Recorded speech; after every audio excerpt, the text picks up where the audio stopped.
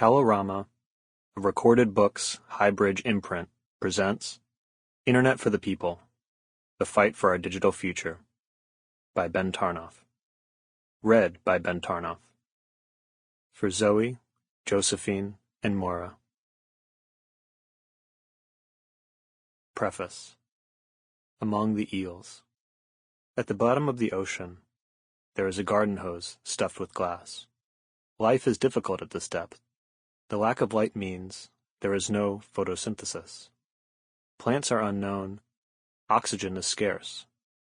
There are fish with very large eyes and fish that glow. There are octopi with no ink and eels with very large mouths. All these creatures have to eat is each other and the nutrients on the ocean floor. In this inhospitable place, miles under sea, they have found a way to make a world. Their world may seem strange, but it has a point of contact with our own. That hose filled with glass is ours. We put it there. It is a bundle of optical fibers that carry beams of light. The beams of light are bits of data, encoded as pulses. The bits of data are Facebook friend requests and financial trades, Twitch streams, and supply chain analytics. They flow to and from the Internet, irrigating the billions of computers that coordinate the global economy and, increasingly, our everyday lives. Here, among the eels, lies a major artery of the algorithmic age. There are many such arteries, traversing oceans and tracking continental coastlines, but this one is known as Maria. It is currently the highest capacity submarine fiber optic cable in the world. It is co-owned by Microsoft, Facebook, and a subsidiary of the Spanish telecom, Telefonica, which has leased a portion of its capacity to Amazon. The cable reaches a depth of more than 17,000 feet and spans more than 4,000 miles. It crosses the Atlantic, running from a suburb of Bilbao, Spain, to Virginia Beach in the United States. Where it comes ashore, it looks like a snake rising out of the sea.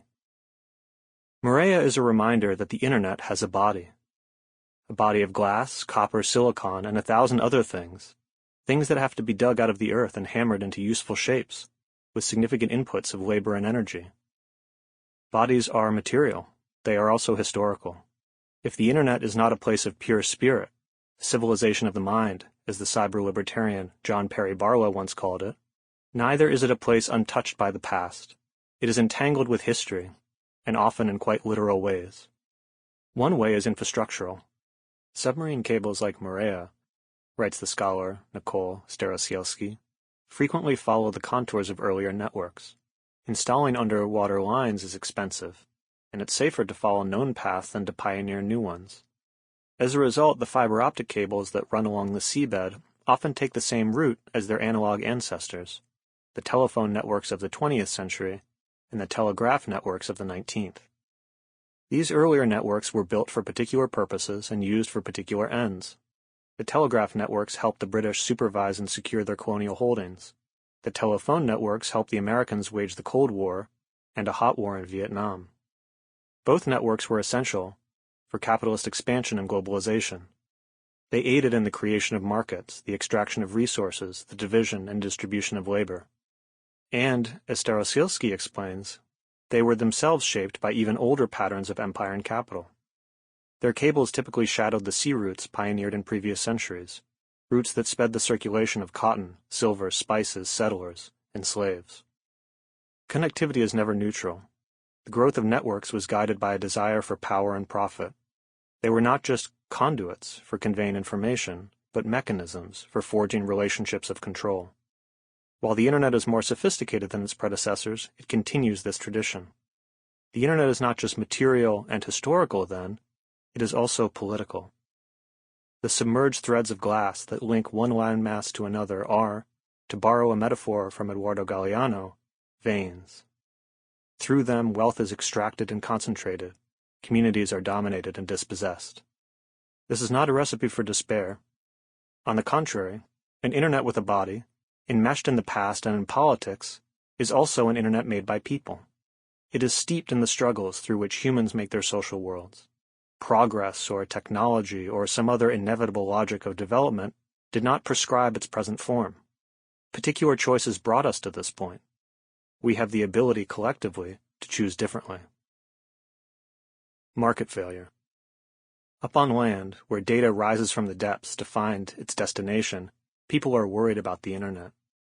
They worry about fake news, surveillance, censorship, racism, and several other things. They worry that the connectivity furnished by Maria and the other glass strands encircling the Earth is not only making the world smaller, but making it worse.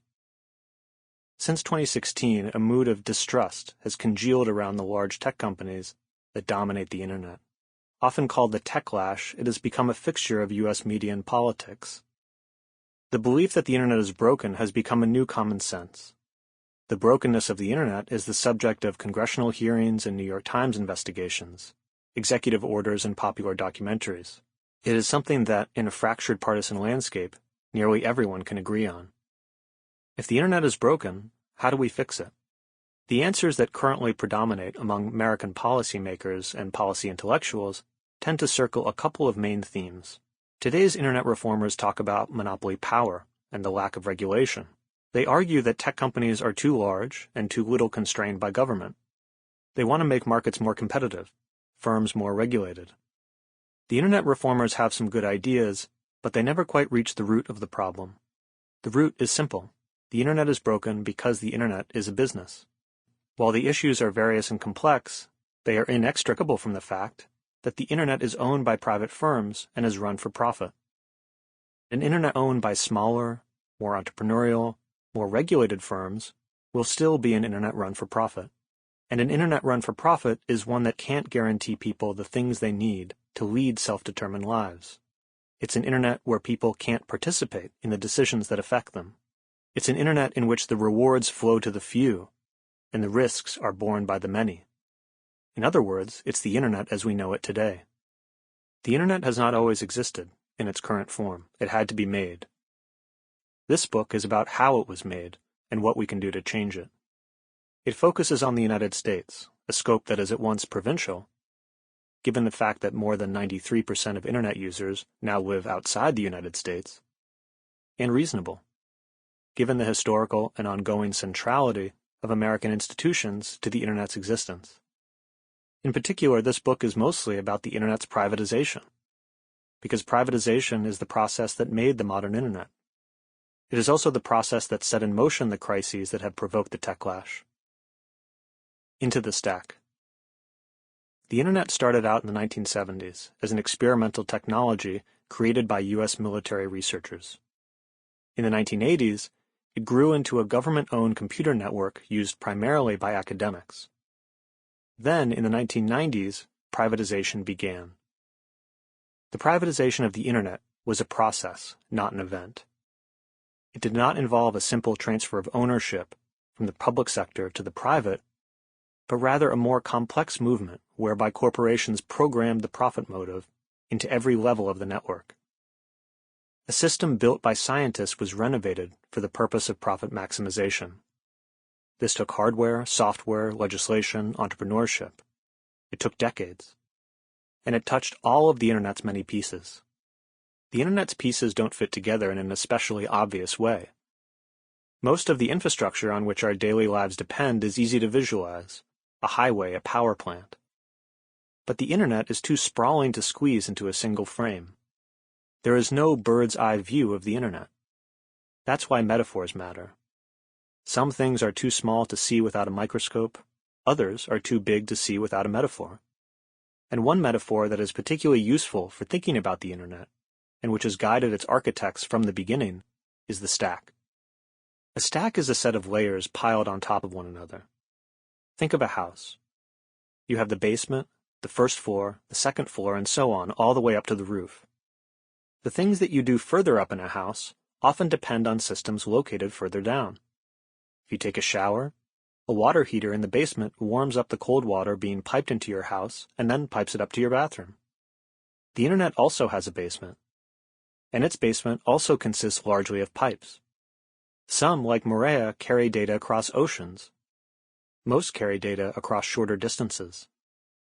There are many different kinds of pipes, of varying length and complexity.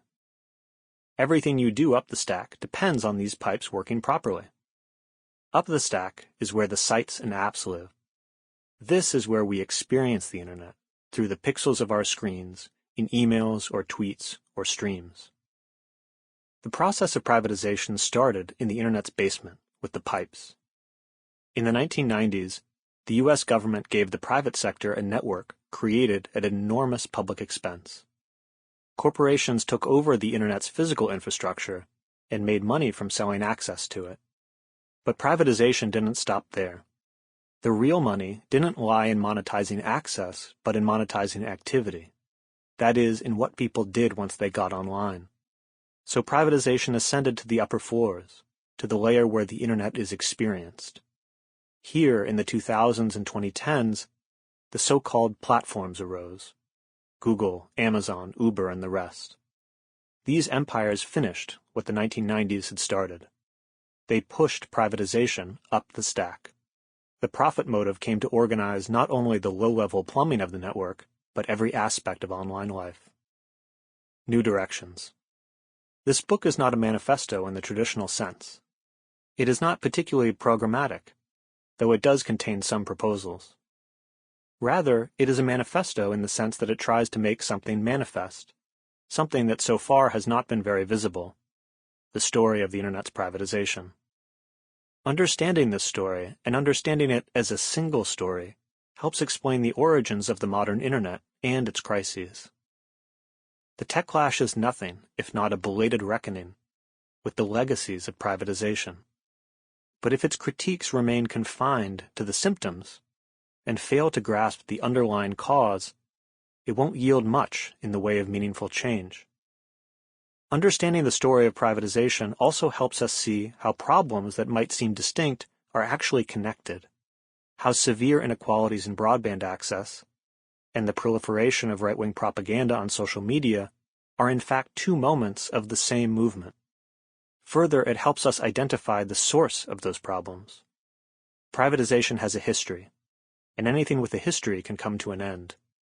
To build a better Internet, we need to change how it is owned and organized, not with an eye toward making markets work better, but toward making them less dominant, not in order to create a more competitive or more rule-bound version of privatization, but to overturn it. Deprivatization aims at creating an Internet where people and not profit rule. This sounds like a protest chant, but I mean it quite literally. The people whose lives are most affected by a particular decision should be the ones who have the most say in it. But so long as the Internet is controlled by firms that are compelled to prioritize profit-making as a matter of survival, without profit or the promise of profit, there is no firm. This sort of democratic decision-making can't take place. A small number of executives and investors will continue to make choices on everyone's behalf, and these choices will remain tightly bound by the demands of the market. A democratic Internet must be bound by a different set of demands, those that arise from people's desire for self-determination. The satisfaction of such demands requires, among other things, taking collective control of the online spaces where our common life increasingly takes place. This book presents a few directions for doing so. It calls for shrinking the space of the market and diminishing the power of the profit motive. It calls for developing models of public and cooperative ownership that encode the principles of collective governance and popular participation. But the scale and complexity of the Internet mean there is no silver bullet for creating a democratic digital future. It will require much experimentation. It will also require creating new structures that enable such experiments to take place. The outcome of these experiments can't be known in advance, which is why the suggestions in this book are necessarily provisional. The precise contours of a democratic Internet can only be discovered through a democratic process, through people coming together to build the world they want. There is plenty of wisdom out there for such discoveries to draw from. There are many organizers and scholars who have thought deeply about digital injustice, and many communities that have acquired valuable expertise on the subject from their own encounters with it. Even so, questions will remain. How to end algorithmic racism, for instance, or the right way to handle content moderation.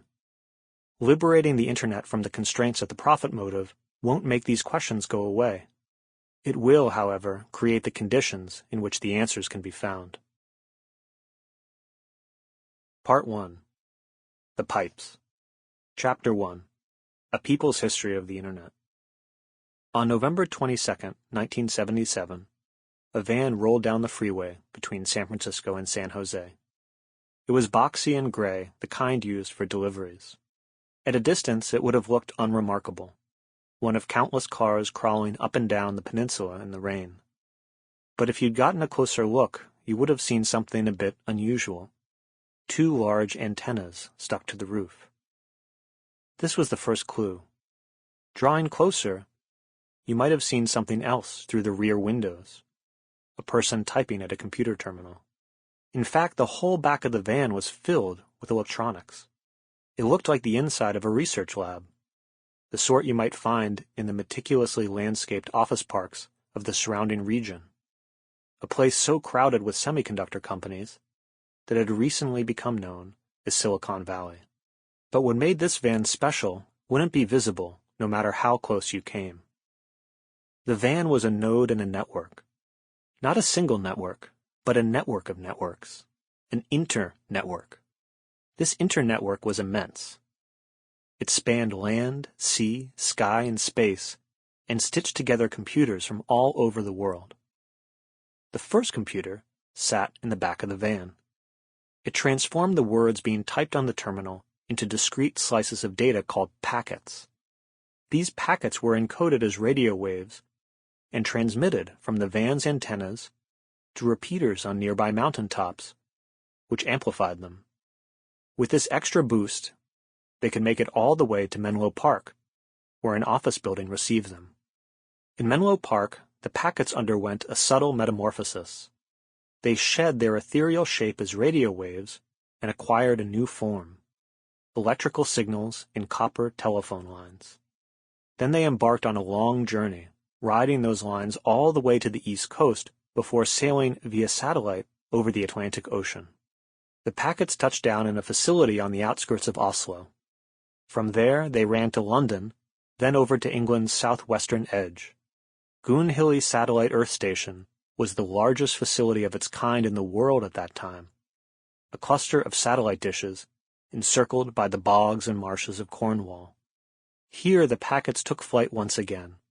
A dish hurled them some 20,000 miles up into space, where they bounced off an orbiting satellite and dove back down to Earth, landing on the other side of the Atlantic in a narrow valley that cut through the densely forested foothills of the Alleghenies. Edom Earth Station, West Virginia. Edom wasn't far from the site of the first skirmish of the Civil War. The young Ambrose Bierce had fought in that battle. He would later remember the region as an enchanted land, thick with fragrant spruce and fir, and populated with wild pigs that had once feasted on the corpses of his fellow Union soldiers. Here the packets returned to fixed lines. They continued northeast, to an office in an old warehouse on the western end of Cambridge, Massachusetts, before bending back across the country toward Los Angeles. This was their final destination, a complex overlooking the palm trees and pleasure craft of Marina del Rey, only 400 miles south of the van where they had originated. The packets didn't know their route in advance, but they did know their destination. This was written into each packet, like the address on an envelope. Whenever a packet crossed from one network to the next, a computer, called a gateway, examined the address and forwarded the packet on to its next stop. This routine was repeated until the data reached Marina del Rey. There, the destination computer sent a note to the computer in the van saying the packet had arrived safely. If this acknowledgement wasn't made, the packet was resent. Eventually, when all the packets had completed the trip, the machine in Marina del Rey pieced them together and displayed the message they contained. What was in the packets? What did the message say? Nobody remembers. It doesn't matter. What matters isn't what was said, but how.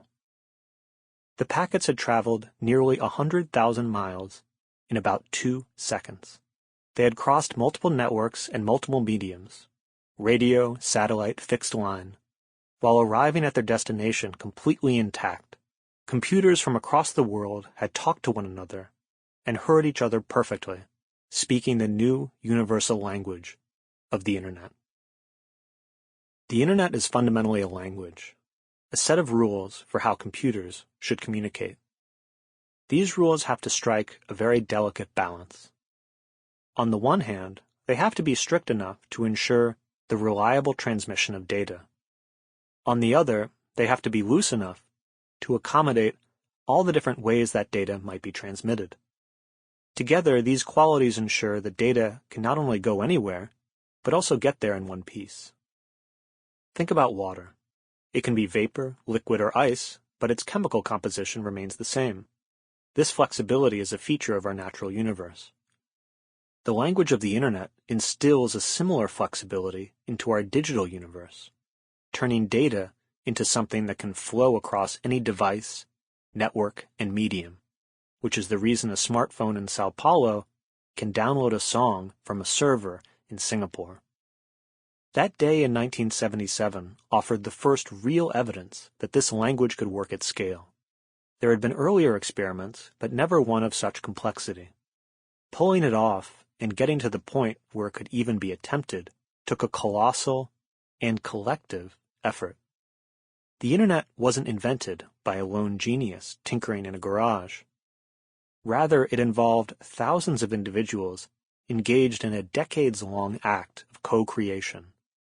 It took collaboration, cross-pollination, and the slow accretive work of building on earlier breakthroughs to generate new ones. It also took a lot of public money. Most of the innovation on which Silicon Valley depends comes from government-funded research, for the simple reason that the public sector can afford to take risks that the private sector can't. It's precisely the insulation from market forces that enables the government to finance the long-term scientific labor that ends up producing many of the most profitable inventions. This is particularly true of the Internet. The Internet was such an unlikely idea that only decades of public funding and planning could bring it into existence. Not only did the basic technology have to be invented, but the infrastructure had to be built, specialists had to be trained, and contractors had to be staffed, funded, and in some cases, directly spun off from government agencies. The Internet is sometimes compared to the interstate highway system, another major public project. But as the activist Nathan Newman points out, the comparison only makes sense if the government had first imagined the possibility of cars, subsidized the invention of the auto industry, funded the technology of concrete and tar, and built the whole initial system. The Cold War provided the pretext for this ambitious undertaking. Nothing loosened the purse strings of American politicians quite like the fear of falling behind the Soviet Union. This fear spiked sharply in 1957 when the Soviets put the first satellite into space. The Sputnik launch produced a genuine sense of crisis in the American establishment and led to a substantial increase in federal research funding. One consequence was the creation of the Advanced Research Projects Agency, ARPA, which would later change its name to the Defense Advanced Research Projects Agency, DARPA. DARPA became the R&D arm of the Defense Department. In the early 1960s, DARPA began investing heavily in computing, installing mainframes at universities and other research sites where its community of contractors worked. But even for an agency as generously funded as DARPA, this spending spree wasn't sustainable. In those days, a computer cost millions of dollars. So DARPA came up with a way to share its computing resources more efficiently among its contractors. It built a network. This network was ARPANET, and it laid the foundation for the Internet. First connected in 1969, ARPANET linked computers through an experimental technology called packet switching, which involved breaking messages down into small chunks, routing them through a maze of switches, and reassembling them on the other end. Today, this is the mechanism that moves data across the Internet. At the time, the telecom industry considered it absurdly impractical. Years earlier, the Air Force had tried to persuade AT&T to build such a network, ultimately without success. DARPA even offered ARPANET to AT&T after it was up and running. The agency would have preferred to buy time on the network instead of managing it. Given the chance to acquire the most sophisticated computer network in the world, however, AT&T refused. The executives simply couldn't see the money in it. Luckily, as it turned out, under public ownership, ARPANET flourished. Government control gave the network two major advantages. The first was money. DARPA could pour cash into the system without having to worry about profitability. The agency commissioned research from the country's most talented computer scientists at a scale that would have been suicidal for a private corporation. And, just as crucially, DARPA enforced an open-source ethic that encouraged collaboration and experimentation. The contractors who contributed to ARPANET had to share the source code of their creations. This catalyzed scientific creativity, as researchers from a range of different institutions could refine and expand on each other's work without living in fear of intellectual property law. The most important innovation that resulted was the Internet Protocol, which first emerged in the mid-1970s. Initially, the protocol was a proposal for how computers should communicate. The proposal was subsequently implemented in software and refined through multiple experiments. This made it possible for ARPANET to evolve into the Internet by providing a common language that let very different networks talk to one another. The language would be open and non-proprietary, a free and universal medium, rather than a patchwork of incompatible commercial dialects. Under private ownership, such a language could never have been created. Not only would the expense have been too great, the very idea of a free and universal medium cut against the grain of the commercial impulse to lock users into a proprietary ecosystem. It was the absence of the profit motive and the presence of public management that made the invention of the Internet possible. Yet the Internet would also reflect the institutional imperatives of the particular arm of the government that oversaw its creation, the military. The mainframe and the battlefield. The Internet was created to win wars, although not right away. As a blue sky research outfit, DARPA had wide latitude in picking its projects, but it still had to develop technologies that might someday be useful for military ends. The Internet was no exception. Its champions within the agency made the case that the Internet was worth pursuing because it could give American forces an edge. This edge would come from taking computing power out of the lab and into the field. Picture a jeep in the jungles of Zaire, or a B-52 miles above North Vietnam. Then imagine these as nodes in a wireless network linked to another network of powerful computers thousands of miles away. This is the dream of a networked military using computing to project American power. This is the dream that produced the Internet.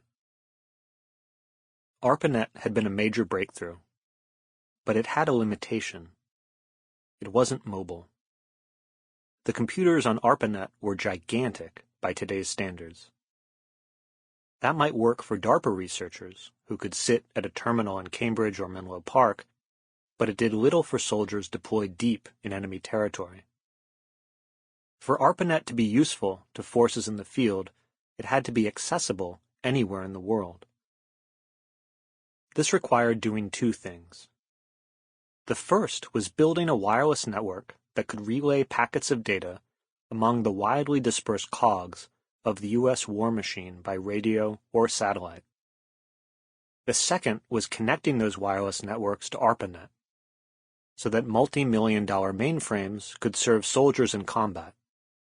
Internetworking, the scientists called it. Internetworking was hard.